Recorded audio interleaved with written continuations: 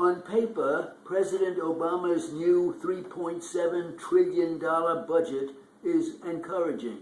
It makes a number of tough choices to cut the deficit by a projected $1.1 trillion over 10 years, which is enough to prevent an uncontrolled explosion of debt in the next decade, and as a result, reduce the risk of a fiscal crisis.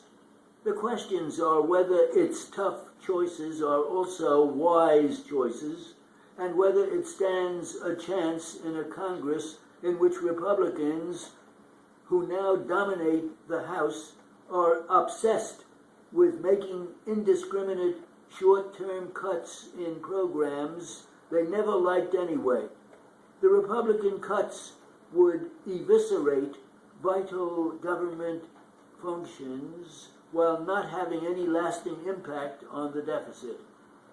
What Mr. Obama's budget is most definitely not is a blueprint for dealing with the real long-term problems that feed the budget deficit: rising health care costs, an aging population, and a refusal by lawmakers to face the inescapable need to raise taxes at some point. Rather, it defers those critical issues in hopes, we assume, that both the economy and the political environment will improve in the future. For the most part, Mr. Obama has managed to cut spending while preserving important government duties. That approach is in stark contrast to congressional Republicans who are determined to cut operating deeply, no matter the consequences.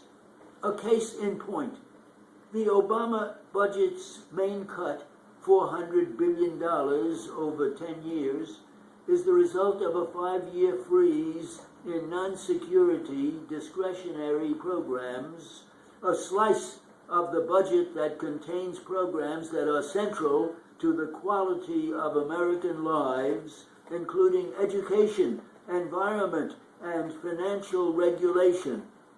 But the cuts are not haphazard. The budget boosts education spending by 11% over 1 year and retains the current maximum level of college Pell Grants, up to $5,500 a year.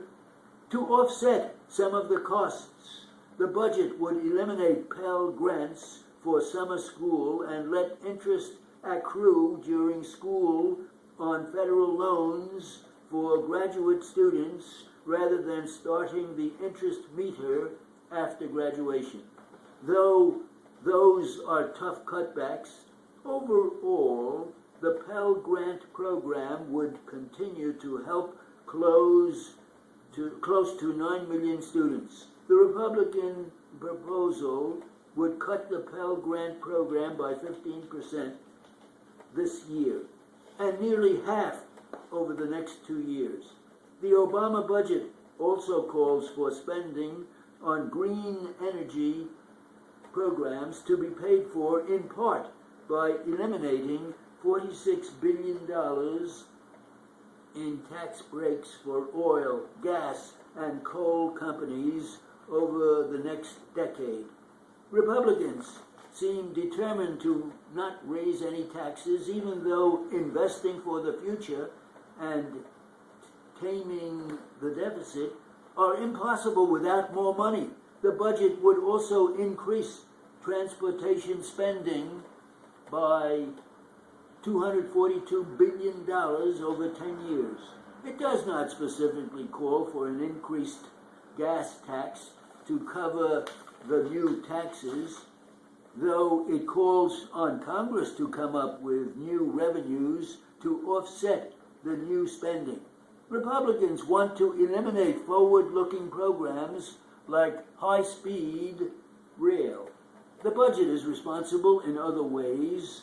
It would cap the value of itemized deductions for high-income taxpayers and use the savings to extend relief from the alternative minimum tax for 3 years so that the tax does not estimate or ensnare millions of dollars and of upper middle income taxpayers for whom it was never intended.